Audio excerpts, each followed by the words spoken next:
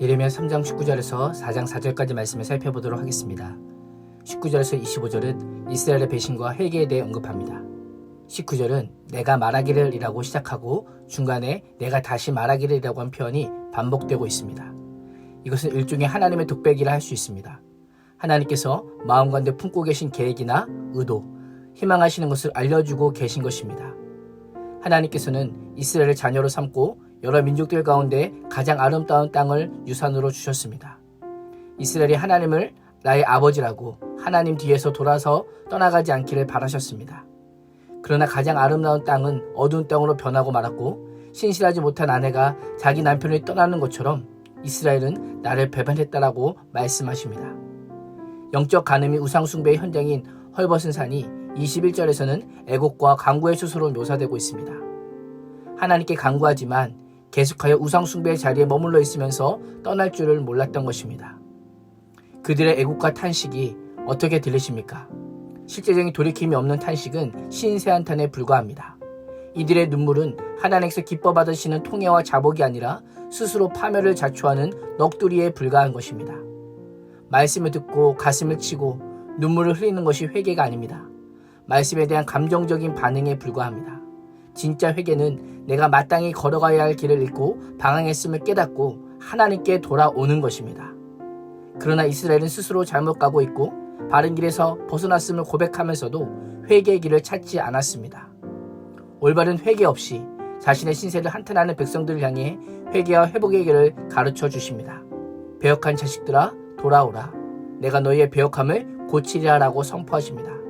하나님께서는 배역한 자 쇼바빔는 돌아오라, 슈부 동일한 어근을 가진 단어를 사용해서 회개의 필연성과 긴박성을 강조하십니다.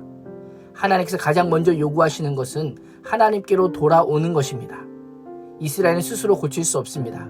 여호와 하나님만이 그들을 치료할 수 있는 상황입니다.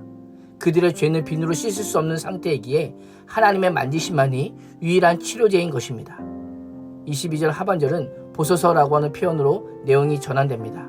이스라엘이 여호와께 나와 당신은 여호와 우리의 하나님입니다 라는 고백입니다.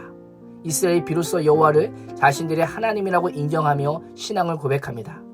23절에서는 참으로 진실로라고 하는 표현을 통해 자신들이 깨달은 바를 고백합니다. 하나는 작은 산들과 큰 산 위에 산당에서 요란하게 우상숭배를 한 것이 무가치한 일이었다라고 고백합니다. 또 다른 하나는 이스라엘의 구원은 우리 하나님 여호와께 있다라는 것입니다. 부끄러운 그것이 자신들의 산업과 자녀들을 삼켰음을 고발합니다. 그동안의 삶을 돌아보니 매일 수치라는 유에 눕고 치욕이라는 이불을 덮었습니다 라고 고백합니다. 하루를 마무리하고 잠자리에 드는 침상 비유를 통해 모든 것이 하나님 앞에서 너무 수치스럽고 부끄럽다고 고백하고 있습니다. 하루를 마무리하는 시간, 하루를 열심히 산 것에 대한 기쁨과 수고와 감사를 고백하는 자리에서 가장 평안에 대해 그 잠자리가 부끄러움과 수치와 눈물의 자리가 되었던 것입니다. 청년의 때로부터 오늘까지 하나님께 범죄하고 하나님의 목소리에 순종하지 않았던 삶이 얼마나 비참한지를 고백하고 있는 것입니다. 오늘도 윈도데이를 외치며 큐티를 하는 중요한 목적은 하루를 말씀으로 시작하고 하루를 마무리하는 시간에 오늘 주신 말씀에 얼마나 순종했는가를 점검하는 것입니다. 다시 말하면 말씀으로 하루를 평가하는 것입니다. 매일 말씀에 비추어 본 내 삶을 돌아보며 일종의 신앙일기, 영성일기를 써야 하는 것입니다. 4장 1절을 보면 하나님께서 이스라엘아 내가 돌아오려거든 내게로 돌아오라 라고 말씀합니다. 하나님을 떠난 이스라엘이 돌아온다면 하나님께 돌아와야 한다는 의미입니다.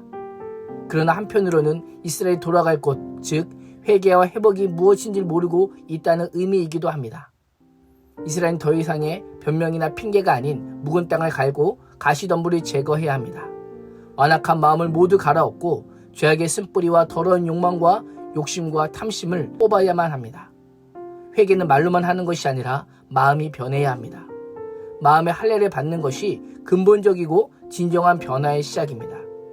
그래서 로마서는 너의 마음을 새롭게 함으로 변화를 받아라고 말씀한 것입니다.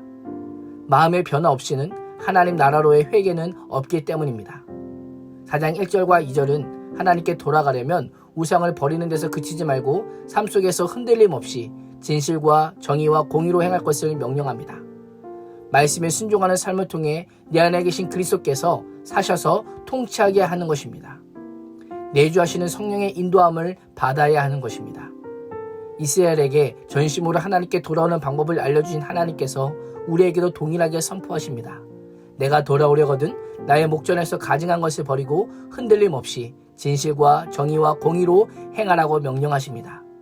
자신의 죄를 인정하는 것이 회개의 시작입니다. 오늘 하루도 나의 죄를 인정하고 하나님께 돌아와 죄악을 버리고 성령께서 주시는 새로운 마음으로 변화를 받아 하나님의 백성답게 사시기를 주님의 이름으로 축원합니다. 기도하겠습니다.